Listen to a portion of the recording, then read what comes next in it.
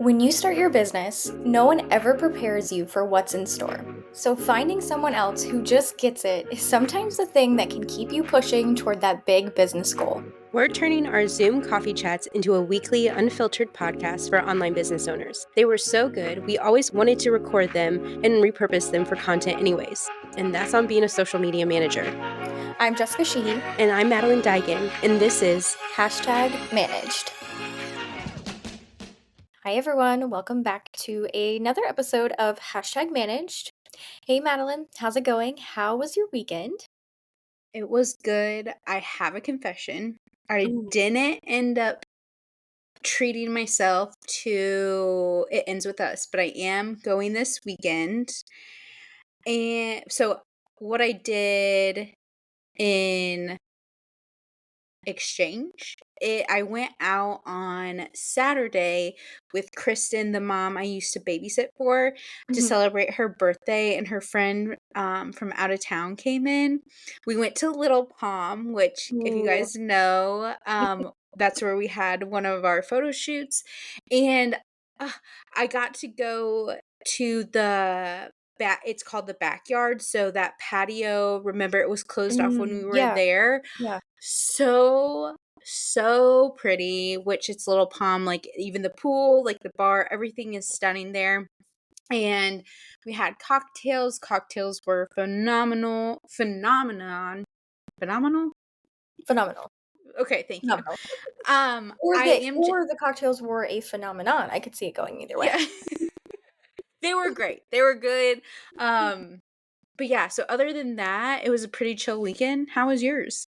Yeah, awesome. That sounds so fun. I need to go back to Little Palm. I need Mm, another Charleston weekend in my life. And so there's an Easter egg for something, but I yes. can't Yeah. say any more than that.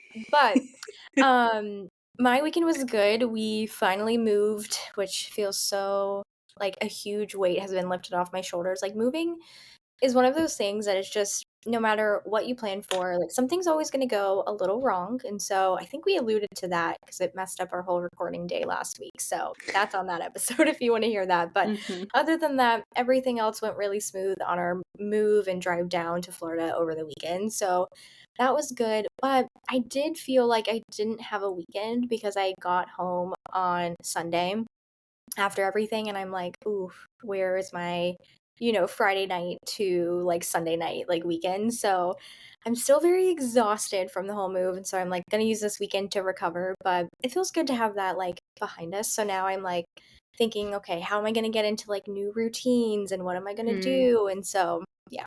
So I'm glad that's behind us. Happy to report that. Very good, very good. Okay, I think we should get into our reports. Do you wanna start this week? Because I feel like I keep starting, and it's your turn to start.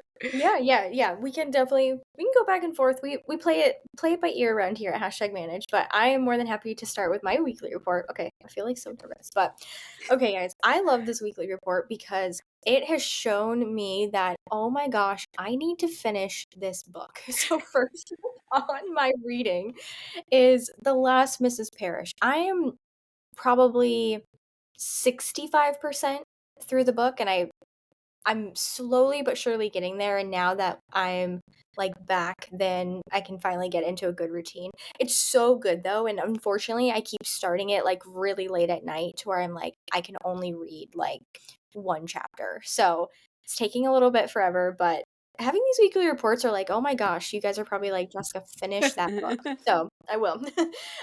Next up on eating, this is super random, and I feel like this is definitely not a new thing by any means, but I am like I have not had this in the longest time, and I've had a couple of these over the past like couple of weeks, and I can't stop like thinking about it or wanting to eat it. But for my eating, I'm putting a Chipotle burrito bowl down, which again, not a new thing. It's been around for forever. Are there restaurants who make better bowls? Yes. But I am on back on the Chipotle bowl kick, and I have to say there is nothing better than the nostalgia of a Chipotle bowl. It's certainly not the price it used to be. It's certainly not the quality it used to be, but I don't know. Is it the fork that makes us love it so much? I think For it real, for real. Yeah. Oh, I may go get that after we're done recording because It that just does sound really good. Okay, and here's my other thing about it, and I'll leave it like this because I am putting it in the spot for my eating, but it's one of those things that and it's just I think it's just Chipotle in 2024. It doesn't always hit. You know, you're craving it, you go get it, and you're like, "Oh, this isn't the freshest bowl that I could have received." Mm, But it's mhm. it's a chance you have to take. So, disclaimer on that one. Um, for playing, so I did see It Ends With Us. I actually saw it last night. And for playing though, I'm putting the It Ends With Us soundtrack.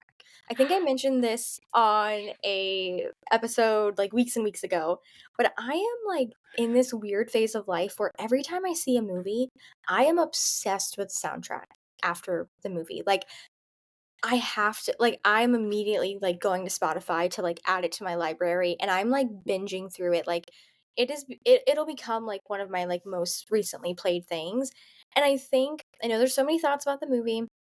I'm gonna just leave it at this. I thought the music was great. I know there's a lot of thoughts about that, but I just loved that there were so many really great songs in there, you know, that I think it was great. So, definitely recommend the movie if you haven't seen it. Go treat yourself like Madeline is, and also, afterwards, binge the soundtrack. Like, soundtracks are in. They were never out, but they're definitely in.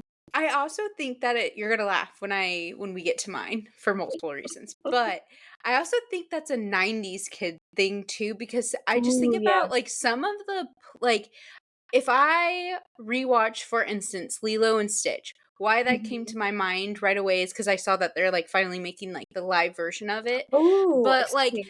that is, I think that's one of my favorite Disney movies of all time. And now I am Mhm, not a Disney adult by any means. Like I am not. So I'm gonna laugh because now watch, I'm mhm. gonna get a ton of like Disney adult stuff in my feed. Yeah. But that soundtrack oh my gosh. I Mhm. just in the Lizzie McGuire movie Yes. soundtrack, just I could tell you so many that Mhm. yeah.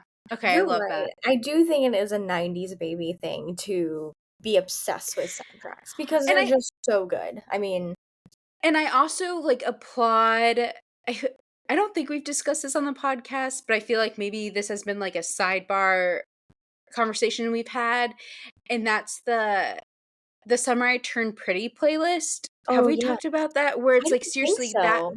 Yeah. oh my gosh, like that soundtrack, like the show soundtrack and even on Spotify, so good. So Mhm. good. Yeah.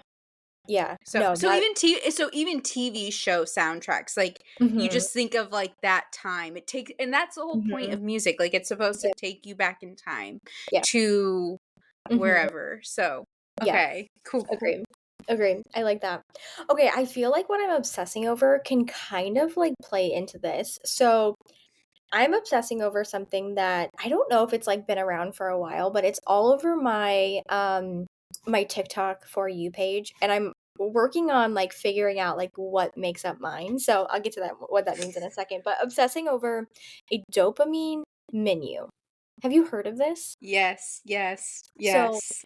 a dopamine menu is a menu of things you can do, places you can go to, people you can see, like anything that is going to give you that like dopamine boost. And I love this. I'm like into like when I look back at my weekly reports, which I feel like that we need like a weekly report wrapped. Do you know what I'm saying? Like, Mhm. a Mhm. Spotify version of our, like, reports wrap to see, like, okay, how many times did you mention Chipotle burrito bowls that you love to eat there? You know what I mean? Like, just Yeah. different things like that, but I do think there's such a theme right now in, like, simplicity with, like, things that I'm really liking, like, in, kind of life, and I think that's what a dopamine menu is, and so, I really like it for that reason because 'cause I'm leaning more into, like, simplicity, like, minimalism, things like that, but it's also I just feel like being a business owner and a social media manager, like, and more so the business owner hat, it's stressful. I know we've talked about it like here and then, but there are times where it's just so stressful where I just want to like not think about this for a minute.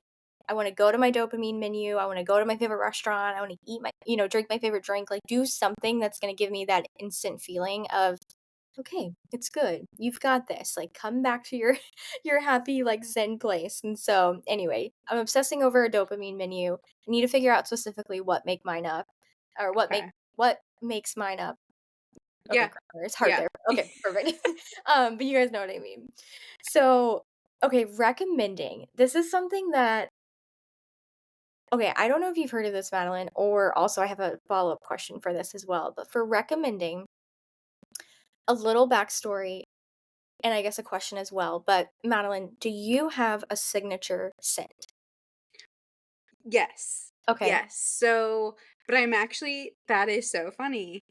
So yes, my current one is Burberry Her, Mhm, and that was my because I wanted a scent for my wedding, and so I got that for my wedding, and then just see like kind of along the lines of the dopamine menu at the beginning of this year, like, I decided I'm like, I'm going to romanticize my life as much as I can because I was feeling down in the dumps about, like, living in an apartment as I'm turning 30, and I'm like, "You know what? Like, it's okay." So, like, lighting a candle, but fragrance I'm also very ADHD in case we mhm, haven't already if you have not become aware of that, I feel like you all are very much so aware that I'm ADHD, but mhm, smells, like, I'm very sensitive to smells and just smell is very important to me, like around the holidays, just all those things. So, yes, I do. And why I laugh is because last night Brennan ordered a new cologne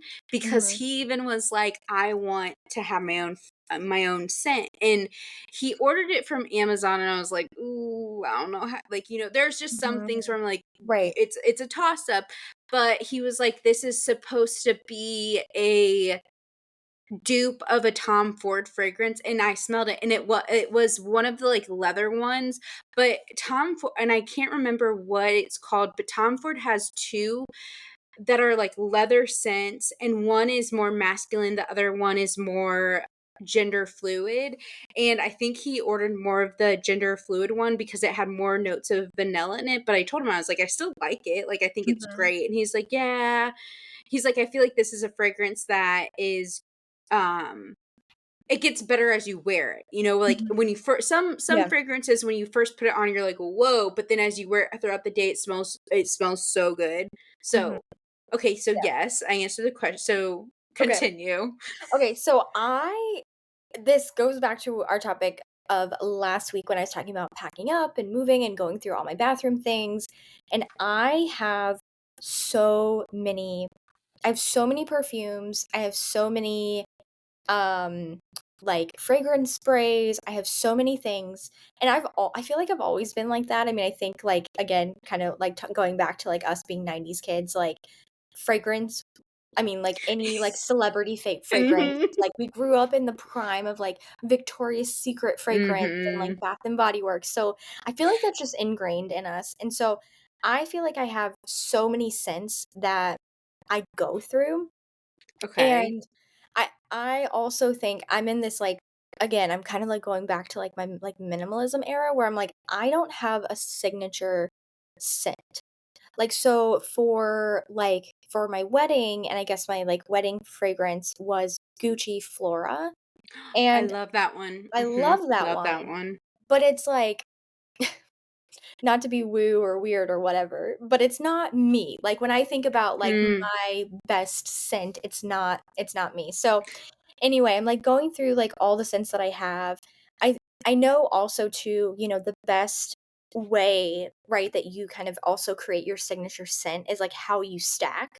Like, stack your, like, body care, your skincare, like, all of Mhm. that has Mhm. that signature fragrance.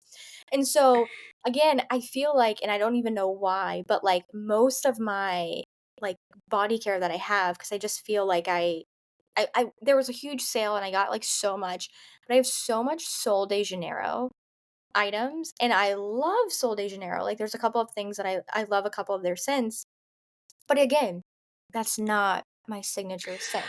So, anyway, like, so many different things for that. So I recently got and I have to try it out and see how I like it. I feel like with any subscription, it kind of helps me solve a quick problem. So I recently signed up for Scentbird to try Mm. like Mhm. other scents. So that's under my recommending to I guess it's kind of a two-part. One, find your signature scent if you don't have one. So I feel like that'll be more updates to come as I go through that I particular th journey. I feel like I could so see your signature fragrance being one of the I'm gonna butcher this, like the Joe, it starts with a J. Now, hang on, like, hey, hang on, I'm gonna look it up. Yeah. Is it Joe Malone fragrance? Yes, Joe Oh, Malone. Like, oh, I can yep. so see I've never had one, but, like, the ones Mhm. that I have smelled, I feel like you're gonna find a fragrance in a Joe Malone. I don't Ooh, know, cause like, okay. very Yeah. light, or I could Mhm. see it being a Chanel. Not Chanel number 5, that one's like, Yeah, but my yeah, no. yeah. But, like, what are the Ooh, lighter ones? yes, yes. So I think that for me, that's always been my biggest, I guess, roadblock with finding a scent is that I can't find something that's light enough, but S not too Mhm. floral and not Because too, yeah, because that can because be a little overpowering at times too. Because the Gucci one you said, I have that, and I have it in a small bottle. Cause like, again, also, Mhm, I get it, perfumes are expensive, but mhm, I just got it in a small one, and when cause I still, like I will still switch up my fragrances, mhm, but the Burberry Her has all that's I've mhm. just decided I Yep. think I decided, like, on my wedding day, like, that was me. Mhm, And Brennan also likes that one, but when I was wearing the floral Gucci one, he's like, "I like it," but he's like, "It's not my favorite." So, mhm. that Yeah, too, because yeah. obviously you want your significant other to, Right. like, Yeah. like your Yeah. fragrance. Right, right, yeah, if they're like, "I don't want, like, a more, like, woodsy, like" yeah, Yes. and you pick Mhm. that, then it's like, "Wait, this is just not gonna work out." So, more to come on that, I feel like I need to just try, like, more but I like the idea of I feel like a scent bird because I feel like oftentimes, Mhm. like, I always get so I mean, what's the number one thing that's, like, gonna be thrown into your Sephora orders? Random perfumes. Honestly, sometimes I love them, but then there's times where it's like, I'm not even gonna buy, like, a travel size bottle of it, like, I'm not gonna buy, like, the full bottle, like, I don't have that, like, level of commitment with any of my scents at the moment, so anyway, that's under my recommending, and then for treating, this is super random and not anything new, but I finally tried the wild berry poppy, and it is by far my favorite Oh, flavor, and it's so good. I know it came out a couple months ago, but I I don't think just I've tried that. I haven't tried that one. yeah, it's so Okay. good. It's like now it's like my number 1, like, flavor. I'm like, I need immediately, like, 100 of them to fill my fridge. It's so good. But it's such a good flavor. It's, like, kind of like a fun blue, like, Oh, yeah. okay. Yep, Mhm. yep. Okay, yep. I will add that to what I need to try. Yeah, yeah. Yes. So that's my weekly report. Okay. What's on yours, Madeline? Okay, so I was dying laughing when you said you needed to, like, finally finish the book that you were reading. Because guess what? I finally finished Husbands and Lovers and have Nice. my final report for you guys. So I'm going to give it a 3.8 out of a 5, like, if I were to give it stars, like, Mhm, because I think why I didn't give it a 4 was because I personally felt it was kind of slow, but I think it also was on me that I decided to start Gossip Girl, mhm, where I told myself, "Oh, we're not gonna watch any more TV," and here we are. mhm, But it had a good twist at the end. Not twist per se. No, it was important to the plot line. I just felt like some of the details were, like, dragged out way too long, and I was like, "Let's get to the point. Let's wrap mhm, this up." But yeah, very good. So now I'm finally reading The Alchemist, and I'm really mhm, excited to read that. It's a lot shorter than Husbands and Lovers, so I think we'll get back into our groove of mhm, reading a few books throughout the month. right. And then for my eating, I'm currently eating this quinoa salad that Brennan's making because I'm trying to get Mm, back into a more Mediterranean diet. I also hate the mhm, word diet. We don't like diet culture, bleh.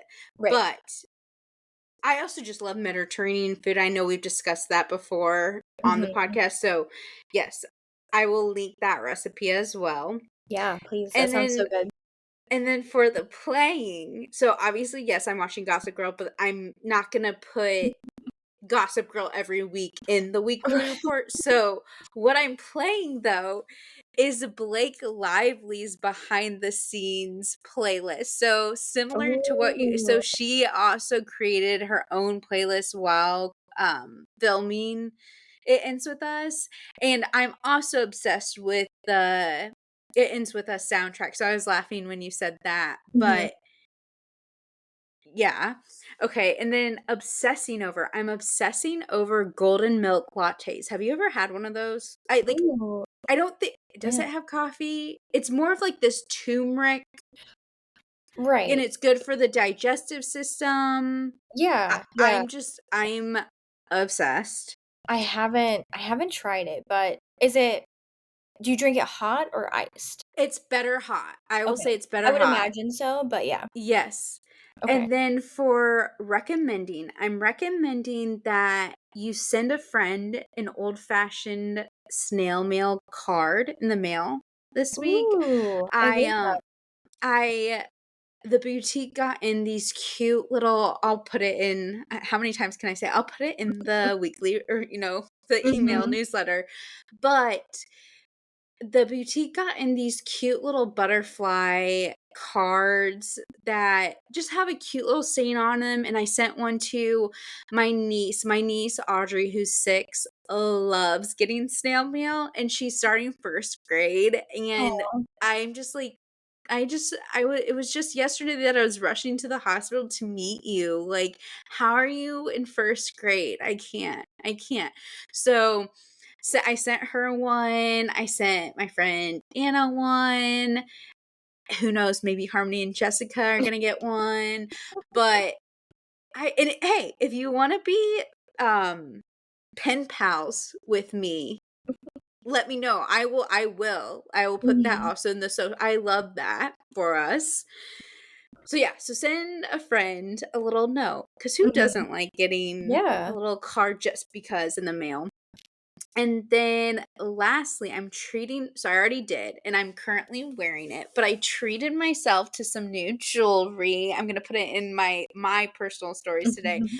But it's called Evergarden LLC, but ooh, they're my they're my earrings and my necklace, and I'm obsessed. Like, they're waterproof. Yeah.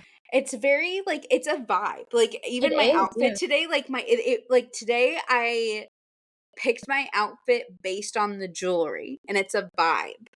It's a Mhm. vibe. I love them, yeah, and I love that they're waterproof too. I know we've been Yes. talking about, like, investment pieces that are good, they're not gonna Mhm. tarnish, like and And they're yeah. it's a good price point too. Like, I think Oh, it yeah. like 50s, like, again, I Oh, feel yeah. like 50 to 100, like, I'm like, "Okay," because yes, eventually we'll be in the 200s to 500 girly pop, but we're just not there yet being the Mhm. key. Um, so yeah, so that is my weekly report. Yeah. Ooh, I love that. All good things. All good things. Should we dive into this week's water cooler? Yes. So this week they ask, what's the most valuable lesson you've learned throughout your social media journey? And I know you want to start. I love this. I love this. I love this. I love this. Yeah. Okay, this one is so good. I think this is a question that I think we should, like, ask ourselves pretty regularly. Like, because I think, again, it's, like, in the question, like, on your social media journey, and I think that really speaks that there's so many times that you learn different things in the different seasons of business, and I think the biggest thing is honestly time management. I know I've talked about this, like, months and months ago on the podcast, but I think that's something that until you really get to a point where you realize that, because I know it's hard at first, like, it seems like the resource you're going after and is the most important resource when you start is money, but it's really time when you think about it. Like, when I think back to, like, what are, like, some of the main reasons why I love being an entrepreneur, like, I love time freedom. Like, I love the the of course, the income that it brings and other things that it brings as well, but I think for me, the time freedom is my number one. It's like my number one value that I love for my business, and so I have to think about how do I set better boundaries with my own time? Because if I don't, then I'm not getting the thing I love the most, like from my business. And so that was like probably the biggest thing that I had to learn, that a lot of times the reason I didn't have enough time, or like I felt like clients were taking my time or different things like that, it all came down to me. Like in setting crazy expectations for, okay, a client says, "Hey, when is this going to be done?" Sometimes I used to say crazy things like, "Oh, I'll do it today. Oh, I can do it first thing tomorrow." Like, "Oh, I'll do it then." And then I think back, like in their head, they were probably expecting like a week from now. And I just took essentially like 6 days from my timeline. So, thinking about that, your time, like you own your time and you can manage it wisely. Obviously, there's different things in life, especially if you have different responsibilities in your personal life, children, like different things like that. Obviously, that affects it. But I think it really shows you even more how important your time is. So, I think for me, the biggest lesson that I've learned is that I'm in charge of my own time, and I'm going to get that valuable resource of time freedom that I want if I manage my time better. And so for me, it's not saying crazy expectations of, yes, I'm going to get this to you in an unrealistic amount of time. Or, you know, if I don't want to have, if I don't want to work on the weekends, then, why am I putting so much pressure like on my Friday? Or if I want to like end work at 5 PM so I have enough time to go do something or like go to dinner or do anything, why am I taking a meeting at 4:30? So it's just small things like that that I think really kind of go without being said, but that's the biggest thing that I've learned in our journey, is that managing your time is going to help you in the long run because it'll lead to less burnout. I mean, I could list like a whole laundry list of like why it's so helpful, but that was definitely like my biggest thing. Time and boundaries with time. And to add to that, because that would be what I would tell you as well. But to add to that, I would say the biggest lesson I learned and am still learning or reminding myself is that we are not doctors. We are not saving lives. Mhm, Where I think in the beginning, similar to what you were saying, is I felt like everything needed to be done right then and there, and I didn't have an understanding of how long certain tasks would take me. And I think I still struggle with that at times, where your week didn't go the way you planned. Life happens, and you might be in a mood one day where, dare I say, like, even like, actually, I'm going to say it, you get depressed, where there's times that you don't factor in that a depression's, I don't know if I should say spell, mhm. but where Yeah. your mental, like, as social media managers, our mental health, like that, I feel we don't talk about enough. But I know even on this podcast, we're trying to bring more awareness to that, and talk about it. And I just feel that I have to remind myself that even now, where it's not life or death, it is social media, and we have these stages. So that would be, I think that Mhm, would be everything Jessica said, and just to give yourself grace as well when you are feeling low, and knowing you're not alone, and it's okay to need more time, like asking mhm, for, like, letting your client know, "Hey, I know I said that I would be done now, like, on Friday, but I'm actually, like, it's taking me more time to do this research. It's taking me more time more time than expected. Like, I'm going to need more time to complete this task. Mhm. God, I wish I could have, like, even I wish Mhm. I could have told myself that months ago, you Right. know? Right. Like, Yeah. here I am, like, I'm giving myself this advice now where it's just so much anxiety, I think, that could have been avoided, so many panic attacks that could have been avoided. Mhm. Yeah. Yeah. Agree. Agree 100%. Even to the point of I wish I told, like, January Yes. 2024 Jessica, like, this is because I think it goes to that point, like, again, you're always with boundaries, you're always learning, like, how do I improve them for me? How do I make Mhm. my life easier? And I think to Madeline's point, we're human. Like we mess up, we make mistakes, but giving ourselves grace to kind of adjust and adapt. I think that's one thing that I notice and I know is like myself as well. When entrepreneurs are starting out, they are trying so hard to be perfect. And Hmm. I think the best entrepreneurs and I know like the people that we look up to and the businesses that we love, like, they didn't start out perfect. They're not perfect now in this, like, very moment. I mean, they could be, like, a huge Fortune 500 company, and they're not a perfect company. They're not a perfect leader. And so I think that's the point on giving yourself grace is so good too because you have to, and if you don't, you could go just spiral and kind of go down, like, another avenue that And I am guilty. I have for sure spiraled. I have and do still have crippling anxiety, like, there for sure. And I think to your point about boundaries, where sometimes you're still learning boundaries that you didn't realize you needed Mhm. or wanted even.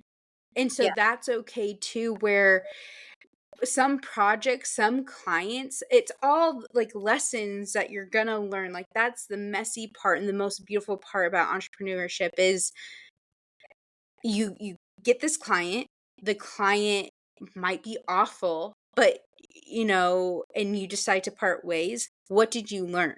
What did you Mhm. learn from that experience? If you didn't learn anything, then Mhm. like, the universe is going to send you a second client to make you learn that lesson.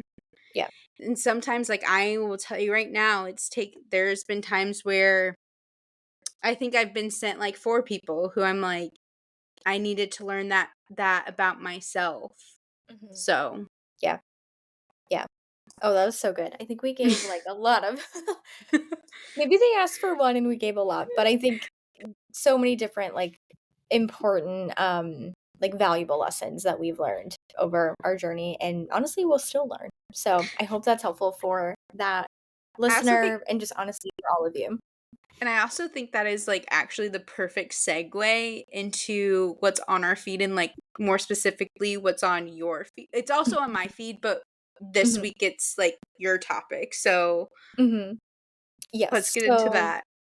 yeah, so on my feed and probably on yours as well, if you grew up in an as a 90s baby like we did, is that Miley Cyrus was inducted into Disney Legends. And I think a few things like this has just been such a big year for Miley Cyrus for winning a Grammy and now being inducted, youngest Yes. inductee Yep. into Disney Legends, Mhm. right? And her speech, I think we'll link it, we'll share it. It's so good, so, so good.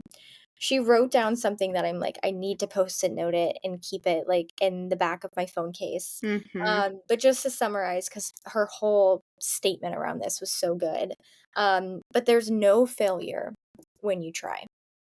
And I think that that was such a good statement, and to me, I know it's like we talked about, it's hard being an entrepreneur. Not this episode being so heavy, but we'll make it light, we'll make it light. But Mhm. to be an entrepreneur, it's so hard. And really the stark difference from entrepreneurs who quote unquote make it. And to be honest, in my head, that's any entrepreneur who keeps going. There's no like ultimate goal that says, oh, you're an entrepreneur or you're not, right? You don't need a specific amount of revenue per month. You don't need a specific amount of people on your team. You don't need anything. You don't need a specific years of being an entrepreneur. You just have to do it. And I think Miley's statement around, there's no failure when you try is just was such a good reminder. I think even for myself, I was like, oh, this feels like such a great like message from the universe that there's so many times where you feel that fear of failure and it keeps you from doing things. And I think that's what separates, dare I say, like entrepreneur legends from people who never become an entrepreneur. And so go watch her speech. It was so, so good. I think she also mentions as well how she mentioned something, and I wish I wrote it down so I knew the exact quote, but I think she mentions that even though she's now a Disney legend, she's still scared. And did she use scared as the word? I feel like Yes. yeah, No, yeah, yeah, she still yeah. said yeah. And I thought that was just such a good reminder. Like, it really like, I think Miley Cyrus is so authentic. I think Mhm. everything she does lately is just authentically her and has been for so, so long.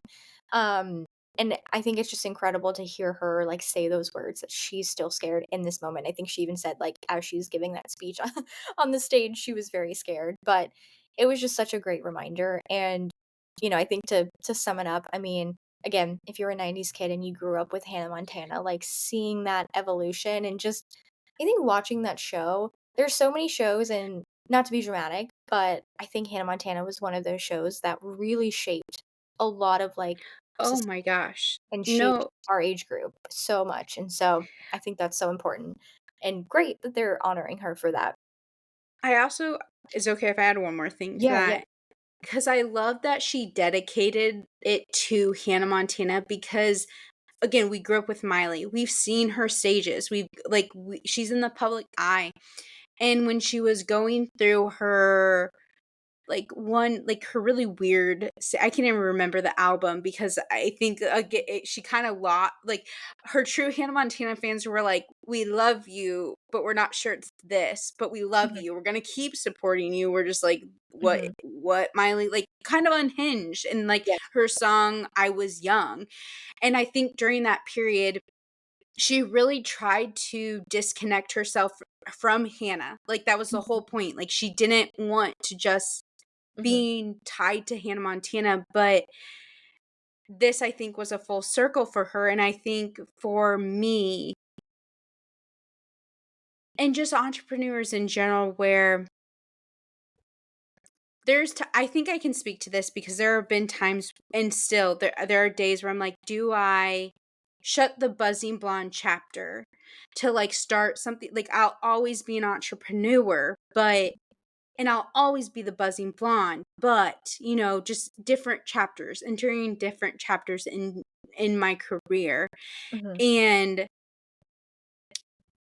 I don't know, that got me. It got me because I was just like, she is Hannah, but showing people she's so many other things. And mhm. it's that kind of like that trend right now, and I think it's a Taylor Swift song where it's like, there wouldn't have been her if there hadn't been you. And like that to me is the epitome of that like trend where it's like, if it wasn't because of Hannah Montana, she Yeah. would not have been this legend that she is. So Mhm. that got me choked up.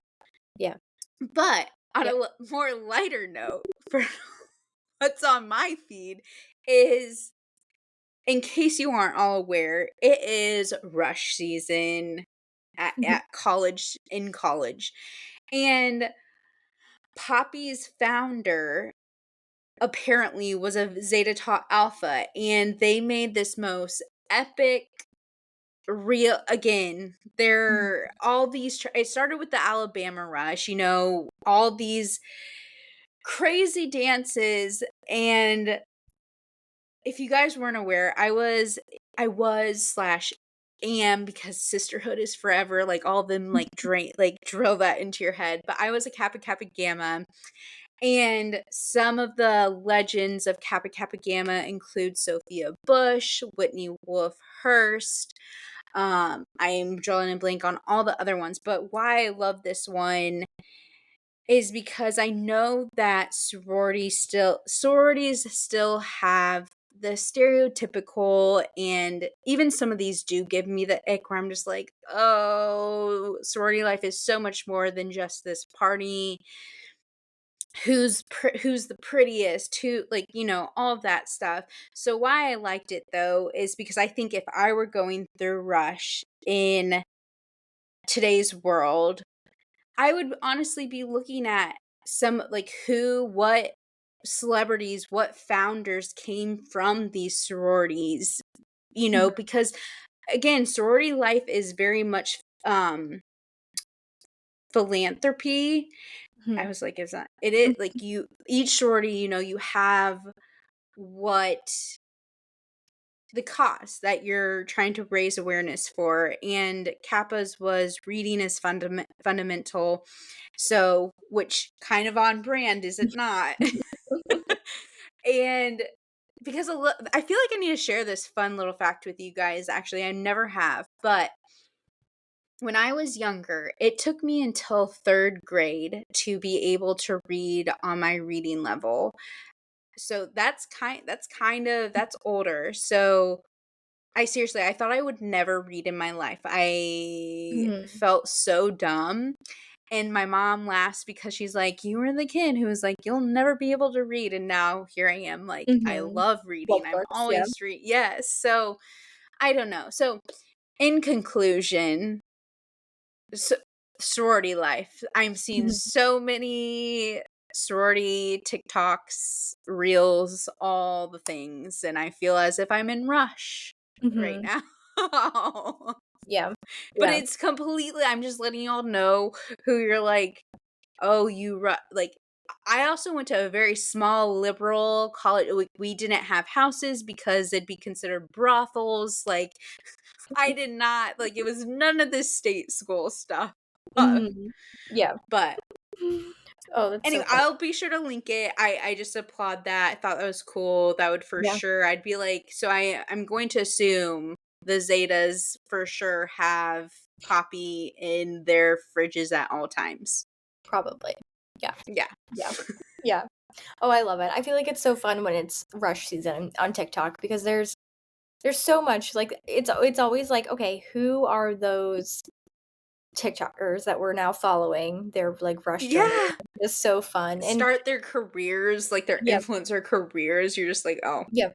Yeah, it is okay. so fun. And then really fun too to see, like, people, like you said, people who are celebrities, business owners, entrepreneurs who, like, are part of Greek life, and also too, like, what brands are doing collaborations and different things like that. So, yeah, no, it's so fun. And the TikTok, sorry, was also so good. So we'll link that as well. So, two very stark TikToks on our feed, but both very good messages for the week. And just know that one day I will be on Kappa Kappa Gamma's Notable Kappas. I'm just putting it out there. Okay, Kappa. So Yep. this is your free shout out. Yeah. Where's my award? Ball's in their court now. Yeah. Oh my Oh, I goodness. love that. So funny. Should we dive into our topic for this week's episode? Yes. Perfect. Oh, So we are talking about something that is you're probably reading this and you're like, "Okay, hold on. Email etiquette, what are we gonna talk about?" But really, this is such a good conversation that these are things that people don't really talk about. Like, I feel like if you're in certain corporate positions, you're probably like getting trained on this, or like Harmony mentioned, she went through training for emails because some people were sending them in not the best way. But whether you work in a corporate setting, you're interning, you're in college, whether you're a new business owner, solopreneur, have an agency, want to start one, I think knowing email etiquette is so important. And I think knowing also that people communicate in such different ways, and you might know that, but keep that in mind when you're emailing people and when you're receiving emails. I know for me, there's times where I receive an email and I'm like, they hate me. They are so mad at me. Like, what did I do? And then I realize I read it again, or I even have like Ryan read it and he interprets it in a completely different way. He's like, "No, what do you mean? They love you. Like, what where's the disconnect, right?" And so I think a couple of things that we want to kind of talk about, and I think kind of on that note is email tone. So, Madeline, do you think should emails have fluff or should they be direct? Or is there a gray area? I think there's a gray area. I think it depends. I think that it kind of depends on generations. Mhm. I think you're going to what when it comes to clients, after your discovery call, after onboarding, you're gonna learn which clients do prefer fluff versus ones who just want you to give it to them straight. Mhm. Um, with that being said, I don't know about you, but I'm more of the direct where I'm like, let's get to the point. Mhm. But I don't mind fluff every now and then, but I would say I am more of like, let's go. Email is for being direct. Slack is more for being more fluffy. Mhm. Same with text. Right. Right. I agree. I think with email, the way I look at it is to me, email is business. I'm getting in there, Mhm. I'm writing out what needs to happen, I'm sending it. To that point though, I always like to reflect if I know if someone sent me an email or if I'm emailing someone I've emailed with in the past and I know that they love quick little personable introductions or little things like that, or if they love little small talk in email, which I don't really love because then I feel like when someone has to end that and get to the business of the email, Yeah. and it's always probably going to be me. So if I can avoid it, I can, but there are people who do like it. So knowing who you're emailing is so important. But I think too, like if you're going out emailing someone that you've never emailed before, maybe it's a client, you only had a discovery call with them and you're not quite sure like how they email directly because people don't always email the way they talk, which I think is so interesting about email.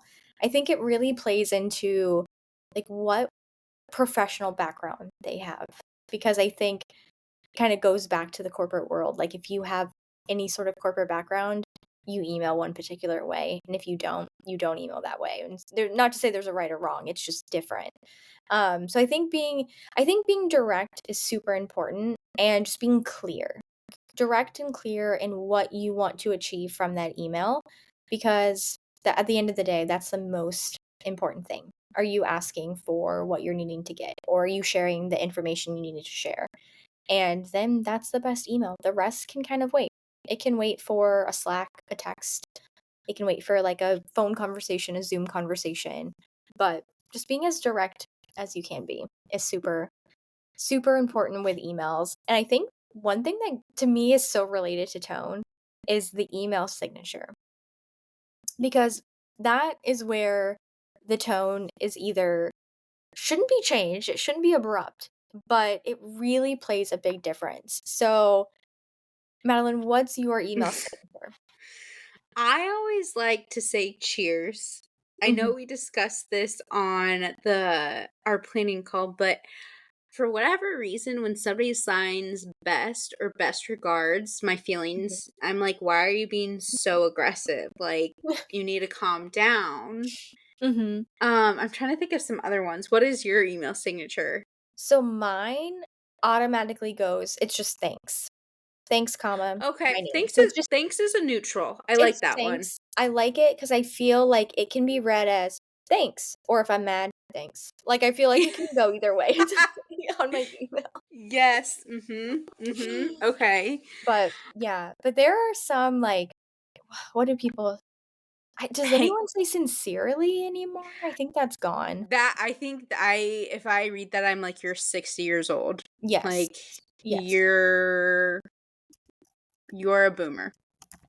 T take I'm trying to think of care. I've seen take care before, which I don't know, I'm gonna file that under best. yep. Yep. Like, Cuz that's like mm, I'm trying to think of how I'd read that one. Take care if I never talk to you again, like bye. That's how I read it. yes, yes. Ooh, okay, I'm looking up a couple now. Yeah. Much appreciated? Aggressive. Nope. Nope, Nope. that's giving best. That is passive aggressive. That is. Yes. That is Ooh, savage. I do this one sometimes as well because I feel like if I really need a response, I always say, "Looking forward to hearing from you." Yes, I I use that a always lot. if I need yes, that I will add that like you said, if I need that answer really quickly, like, yep, okay, I like that. Mhm. Okay, so thanks in advance. That feels like an aggressive version of my thanks. Yeah, That, yeah. oh, affectionately? I thinking you're having an affair. Or like like what are you trying to do? No. Right. This is oh, okay. No sign off at all.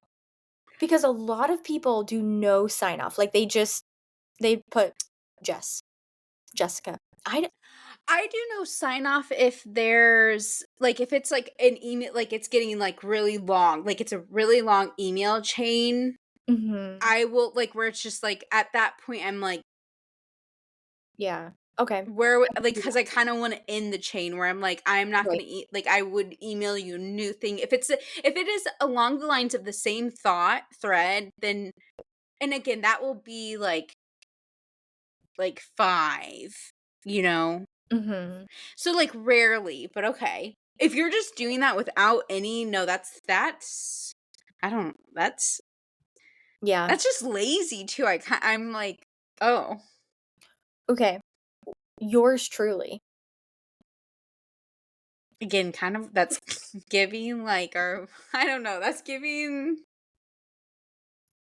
the affair. I'm gonna say it. That's giving like, what are you trying to is there some office romance? Right. Right. Oh my gosh. Okay. Now, let's end it on something really fun because I think we think we talked about this in our planning call. But people who like the train where people test like crazy, creative, Uh, unique like sign-offs. Okay, I'll read through a couple. Riding off into the email sunset. see, I think I think that I need to start to try some of these. Mhm. I think I'm they're gonna fun. yes, I like that one. Okay. Oh, I am so adding this one as mine immediately. Gone fishing in the sea of emails. That is Yeah. my inbox immediately. Oh my god. I am using that one. Some of Yep. them are a little bit more Okay, probably wait. personable, but N no, no, no, I this just I had this random question. So okay, sorry, but it's on topic. okay. How much of your day would you say is spent in your inbox answering emails? Ooh, probably okay, emails only, Mhm. Yeah, because 30 let's be minutes. honest. Okay. Yeah. I spend way more time in, like, Slack. I'm not Okay. including team, I'm not including, like, kind of, like, our, like, random, like but, like, client communication, I probably spend more time in Slack. Mm, But probably, like, an hour of my day because I yeah. feel like Slack gets a little I wanna use crazy kind of loosely, but, like, sometimes you've got a thread going on, you've got side conversations going on, you're Mhm. sending links, you're doing that. It kinda depends, but I definitely used to spend more time in email because I think I used to overthink my emails. Mm. Now, Mhm. it's only specific emails that I overthink. Like, I'm not really overthinking a client email. Like, I'm overthinking maybe like an email to like a new potential client or an Mhm. intern. Hint. Yeah. I mean, there's random times like that, but what about you? Is it longer or less? I would say with the boutique, since I'm also acting as, like, the event manager, Mhm. some days I feel as if I am spending half my day in my inbox responding but that's also because we're getting inquiries about bulk orders, events, things like that, Mhm. but I would say 2 hours at most. Okay. Okay. Yeah. Yeah. I That makes wish we had Slack, but we don't. Like, obviously, I have Slack with you guys, Mhm. um, but that's just fun for me. That's like I'm texting my best friends, I'm Slacking my best friends where I'm like, "Hi, guys." I always laugh because, like, when I do Slack Jessica and Harmony, I'm kinda like I don't know, I just imagine me, like, coming popping like, if there was an icon, it'd be, like, me popping into the screen like, "Hey, guys. What's up?" Yeah, that would be so funny. We, like, need, like, a specific notification for that. Yeah, That would be yeah. hilarious. Okay, okay, and then this could be a good another good question is Mhm. email office hours. Mm. Do you have those? So, like Or is it just, like, unspoken? Like, do you actually put that in your email signature? yeah, Because mine is unspoken, okay. but I love the idea of putting it in my signature just to share that little boundary with people. But currently it's unspoken, and I think it's pretty rare that people are, like, aggressive in the sense of, like, Hmm, sending, like it's very rare that it's ex-clients who used to do it, and it's people who, like, are cold pitching in my inbox who are, like, aggressive with, "I sent you this email 4 hours ago, why haven't you responded?" Or they send me an email at 6:30 PM, and at 9:01, they're sending their follow-up, and I'm like, "Oh my goodness, please hold on, I just got in my inbox a minute ago," you know? So ugh, I don't have it currently in my signature, but I used to because of some clients, but I will mhm, never forget one of my last bosses, Gen Xer, would send emails at 11 PM, mhm, and I knew she wasn't expecting a response, but it was more so the principle, and it would always upset mhm, me. So what I would do, again, I'm human, I'm not perfect, I know I'm petty, but I would send the response back at 6 AM because, like, we again, we've learned, okay, guys, we're bigger people now, but there was a time where I got to the point because it was affecting my mental mhm, energy emotionally that I yeah, finally and I think the reason why she honestly sent it at that late was because she didn't realize that you can auto send it. right, So, like, to me, I think in case you weren't aware of that, like, that goes along the lines of etiquette of mhm, I do believe, like, 9 to 5, like, yeah, maybe you want it to be it goes back to our water cooler too of, like, maybe you want it to be from 11 AM to 4 PM. yeah, I don't know, but I yeah, think if that's the case, you really should put it A, you should let clients know that, B, mhm, you could put that in your email signature.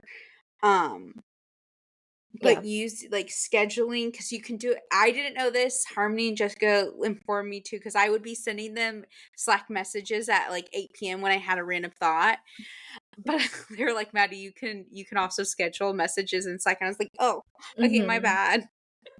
yeah, and that's why I really like Slack for that reason because I feel like I can control my Slack notifications more than, like, my email notifications, so Mm. I do have email on my phone. I went a really long time Oh, that I I don't. didn't. Or just Okay. kidding, I do. I do, just kidding, I lied. I do. So uh, in June, I put email back on my phone, and I know this specifically because I put it on when we went to Newport for the week, and the end of the trip, it was a Friday. I got a client email like 5 PM on Friday, like, "Hey, we're canceling end of the month." And I'm just Mm. like, it was so out of the blue, didn't even expect it. So then I'm like, why did I even put my email on my phone? It was for such a very small reason that I did, but I never took it off. And it's funny that I still have it. But now it's funny because I feel like without having it on my phone for a while, I look at my inbox and I'm just like, I'll care tomorrow at 9 AM. Like, that took a while to get to that point, but I do probably still should take email off of my phone. Okay, so the reason why I said I don't is because to me, email is a laptop task. Mhm. I feel like we've Yeah. talked about the like certain things are laptop versus phone. Mhm. So I have it, but right now, and this would give my sister and anybody else, this may be a trigger to a lot of you, but I have 367, like it's red and it says Mhm. 367. But I seriously, like my inbox is at 0 every day. I have Mhm. to, like, for personal, Yep. business, all of my inboxes have to be 0, Yes. like, because I used to be Mhm. so bad about because email would give me anxiety, like, I Yeah. was terrible at Yeah. it, Same. and there were mistakes made, like Mhm. yeah. Yeah, So same here. anyways, Yes, I'm an but inbox 0 girl myself because otherwise my brain is just in overdrive. And mhm, I think one thing that I know we always get this in the Facebook group is text message versus email versus Slack as communication. And I think each of those places serves a purpose. mm, Like, mhm, I think that serves a purpose. So, I really think a part of, like, email etiquette is choosing a communication channel that just works good for you. And so, to be honest, we use, um, email for clients and we use Slack. I'm good with either option. I don't have a preference over one or the other because I know I can manage that. So, if a client has preference around it, then that works.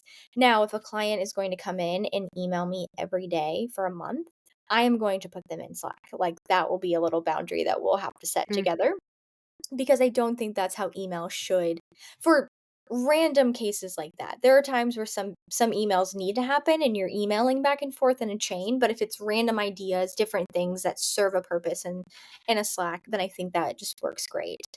But the other thing, I personally don't have text as a line of communication. Um, I just I get overwhelmed with that. Again, I think kind of to Madeline's point, like my notifications get high, and if I know that it's high with like friends and family that I'm talking to, I can manage that. Like I can get in most of the time. It's probably a group chat that you probably don't even need to respond. You can just heart something, send a GIF, and mhm, move on. mhm, But if I mhm, also know that it's like if it's a client or something like that, then it puts, like, a block over it for me, and it would immediately I know it would give me a negative connotation every time I see a text message come in. I would be like, "Ugh," I'd roll my eyes, like, "Really?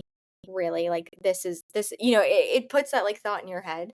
So, I think choosing, um, a line of communication that works for you, you could have multiple, set those boundaries, set text office hours. I think that could easily be something, set Slack office hours, like, obviously, with Slack, mhm. you can actually set office hours, you can snooze your notifications, you can, do all of that, but having those boundaries, I think, is super important. I used to give my phone number to clients. Mhm. Again, lesson learned. Right. That was a very dark time in my life. Yeah. Yeah, agreed. Okay, should we do there's, like, a couple of other questions that we have to go around email etiquette, but I think this would be really fun that we share, like, what the because we wanna talk about follow-ups. Follow-ups Mm, are mhm. such a big thing for email. So should we name, like, different scenarios and, like, the time frames that we think a follow-up should Yes. happen Okay. for those? Yes. Ooh. I think that would be good. Okay, for a discovery call. Okay, so this is good. You have a discovery call. When are you emailing the proposal? Do you have a time frame that you're sending it out? You go first because I Okay. feel like you're gonna have the right, and I feel like I'm scared my answer is actually not right. Like, Okay, so I will say, and this will be annoying, it depends. If it's a client who's coming in and needs something easy, easy management client, easy email client, easy something, I am sending that proposal email before end of day.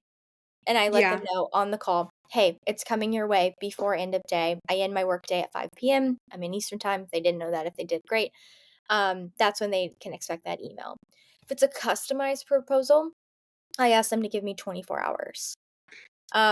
Again, I feel like if I'm customizing it, if I'm changing things, if I'm altering Mhm. pricing, I'm going about it that way. If a client if I send that proposal and a client doesn't get back to me, I'm following up.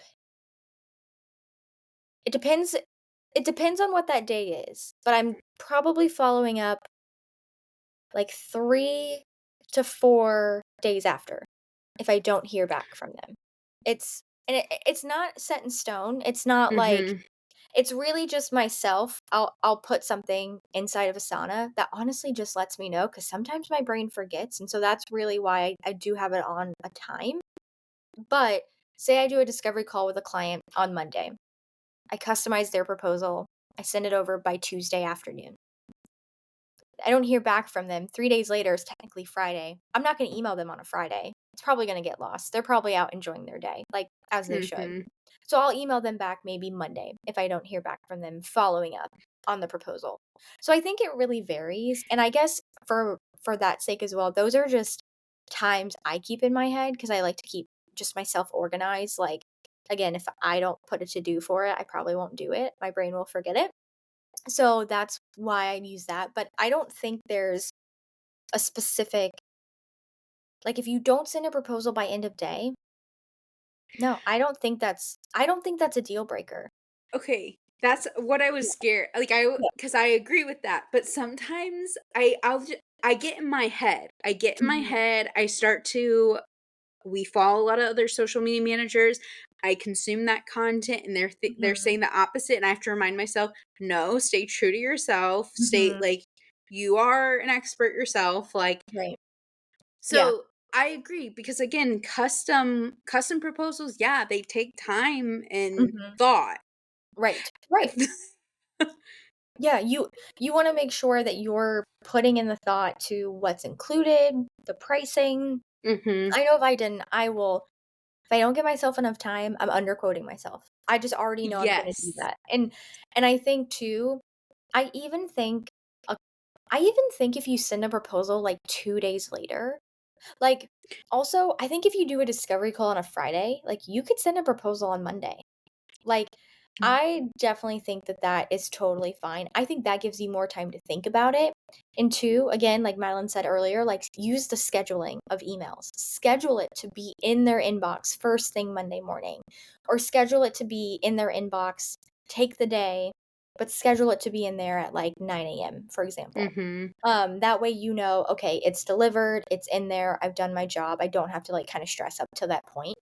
And I think I think timely communication is important, but I think what's more important is just letting them know, especially on a discovery call, like, "Hey, you're" even if you do need multiple days, "Hey, I need to take about 48 hours to put this together, but I wanna put together the best proposal for you." Letting them know that they're gonna receive it and, "Oh, I'm not waiting around like, oh, I think Jessica forgot about me. I don't think she's gonna, like, get back to me," like, because 'cause they're gonna think those things. They're not gonna think, "Oh, I don't wanna hire her." They're just like, when is she gonna get in touch? And so letting them know that I think is super important in just Mm, my experience with yeah. the proposal emails, the follow-up emails, and so on. So, I think Okay. okay, what about follow-ups to interviews? 1, should you do a follow-up to an interview? And 2, when is the time to send that? In that day. Like Mhm, if you are the interviewee, thank you so much for your time. I mhm, really enjoyed our conversation. Bring up some bullet points of like the conversation that you love to mhm. discuss. Yeah, Um for the interviewer, I to me I'm like I feel like there's been times and not many where if I were the interviewee and let's say I got the email immediately offering me the letter, mhm, I was embarrassed that I didn't send the thing, like, but also at the same time. So yeah, I think, let's say if you're the interviewer and like want to offer them the job, I think I if they're your candidate, I think that day or the next day Mhm. is perfectly fine. Yeah. Even if, I don't, what would you say to that? What would you say to about the interviewer? When do you think they should say I'm Yeah. I guess it is tricky and maybe like a case by case basis, but honestly, as soon as you know, because sometimes, right, Mhm, like you do the yeah, interview, say you're doing like 2 days of interviews. So maybe you do need, 2 right. days to send out the email. But say you do the last interview of day 2 and you're like, "No, stark winner. Like this is our candidate. This is who we're offering it to." I think you either send it by end of day or you send it the next day. I think that to me, that just shows the, like, enthusiasm. I think especially, Mhm, like, in kind of, like, the specific market we're in right now, like, it's it's an employees market, like, there's a yeah, lot of yep, opportunities, and I think just kind of how, like, we're in, like, in a post-pandemic world, like, I think they have the upper hand in asking for what they want and crafting their best role and all of that, and power to them too. But it puts you, like, in a semi-difficult position as an interviewer, so I think that works. I agree too with the point on if you're the interviewee, sending it day of.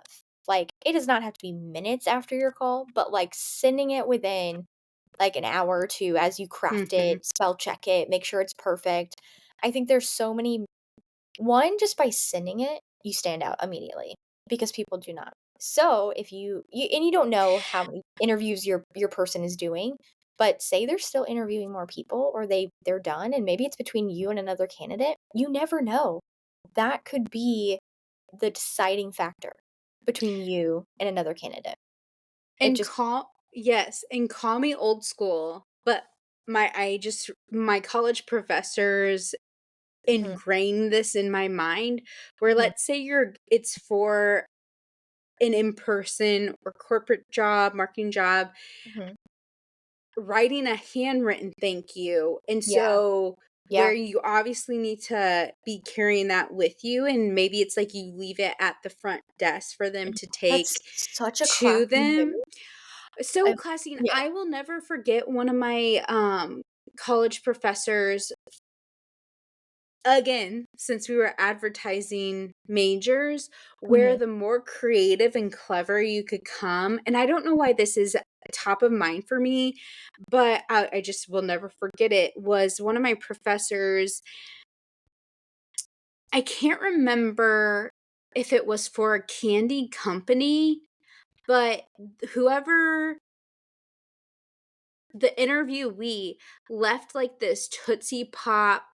They did their research, and they left multiple Tootsie Pops. Again, I can't remember exactly, mhm, but the fact that he remembered that to then tell us the story, like, it just stood out to him, where it wasn't just even a handwritten mhm. letter. I think it might have been, like, a Tootsie Pop tree or something like that. I Yeah, don't I love know, that. but and who also, like, were you thinking he or she must have done, like, the research, and maybe it tied Mhm, into the role that he was applying for, mhm. but Yeah, yeah. yeah.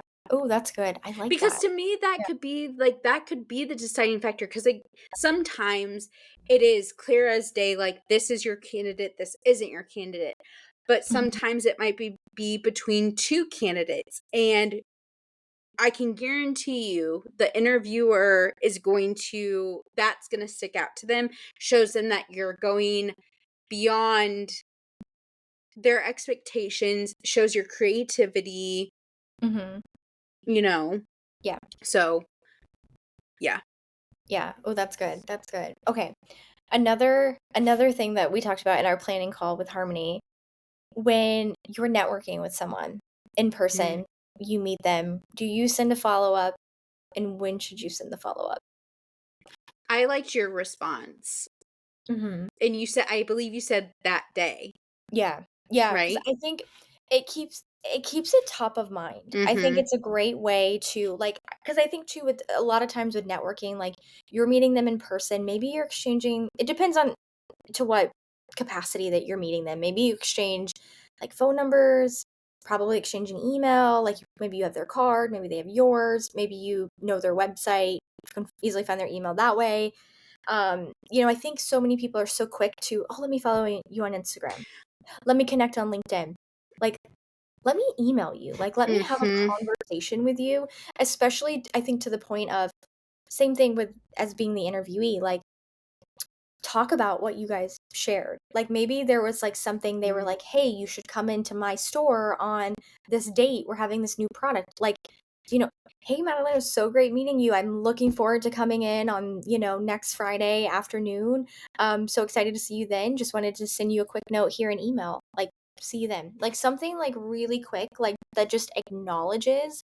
It goes such a long way and it really helps I think bridge a better connection than connecting on LinkedIn, than following on Instagram, like, all good things to do, like, in addition to a follow-up email, like and so this is super top of mind for myself because 'cause I'm actually going to a networking thing tonight, and so I'm like, I'm gonna be ready to go, like, firing off emails, but a lot of times too, I feel like when I do it, it's not really because 'cause I'm like, "Oh, I want them as a client," or, "Oh, I'm gonna get something from them," it's like, I can kinda I can learn from them, like, I wanna buy Mhm. from them, like, I want to maybe I just wanna be friends with them, maybe I'm, like, obsessed with what they said or, like, who they are, so, it's just there's so many different ways that you can go about that, but I think it's important to do that follow-up immediately. Wait, wait, I also think maybe network that should be next week's episode. Like, I feel like we've Mhm. talked about networking. So Yep. can I ask you more about the like what is the networking event?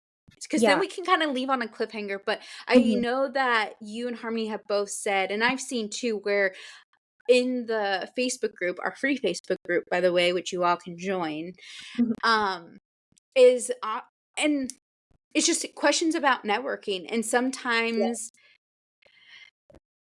I just feel like because the pandemic, we have forgotten how to network and Yes. the importance of networking. I know we've talked about that multiple times on here where it is still like because we're online business owners, it is 10 times more important, I think, to go to in person networking events face to Mhm. face.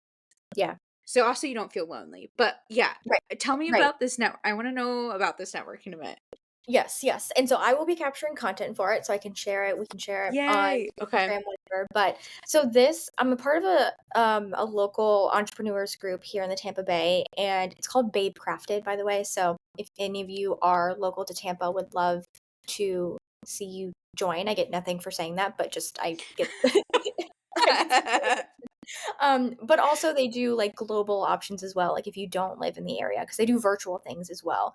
But every month they do something in person. It's always curated to be like, they've done, like, a pizza and content planning, like, event in the past. They've done, um, a ton of different things. So tonight is kind of like a wellness event. So it's hosted in one of the members' spaces who I believe is an interior designer, and Ooh. it's a wellness event. So there's a esthetician there who's gonna give, I think, free samples. I'm like, "Ugh, you have to get free Uh, samples, a little spa treatment." So yeah. excited for that.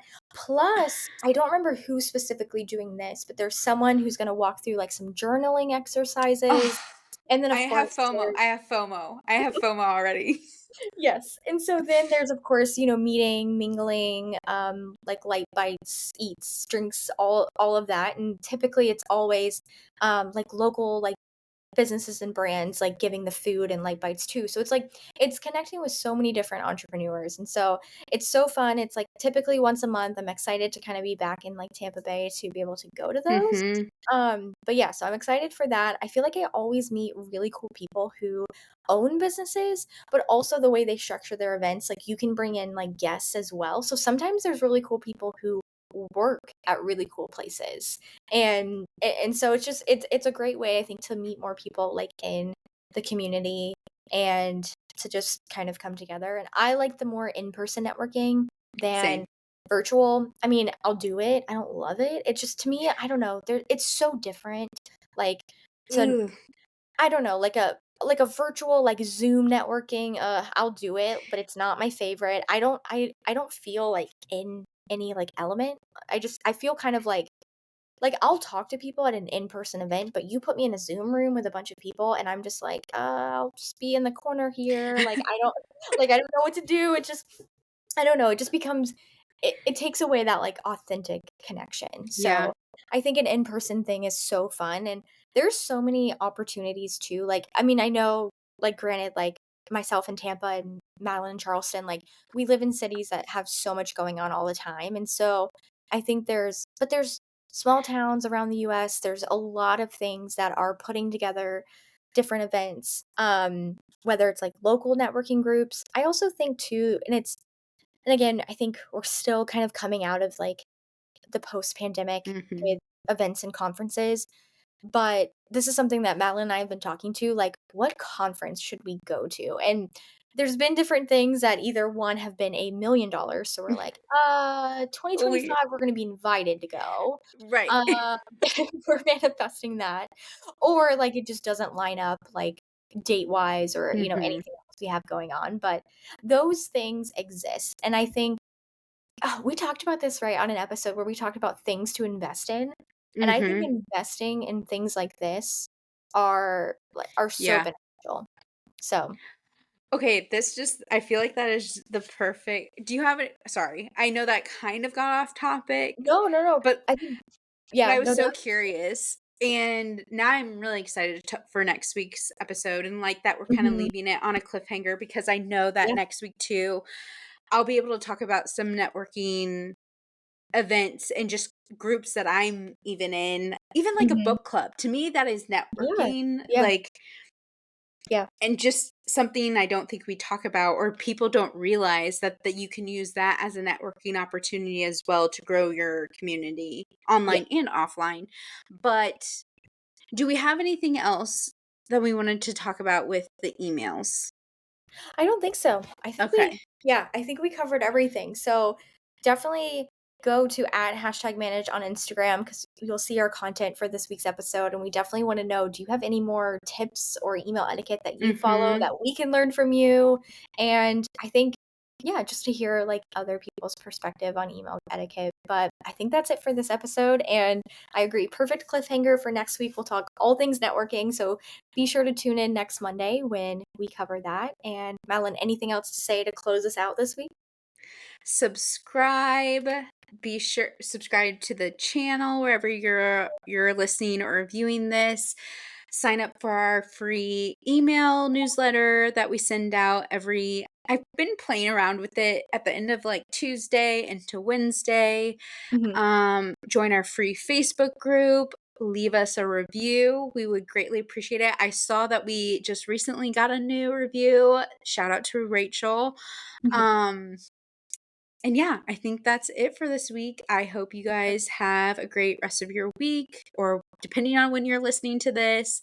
Be sure to be sure to share that you're listening where you're listening. Maybe you're folding your laundry, maybe you're on your drive to your corporate job, I don't know. Just Mhm. be sure to share with us. We love it. We I've been pretty active on our Instagram is finally like I think starting to really launch. So I'm Mhm. really excited to be engaging with you guys. We both are.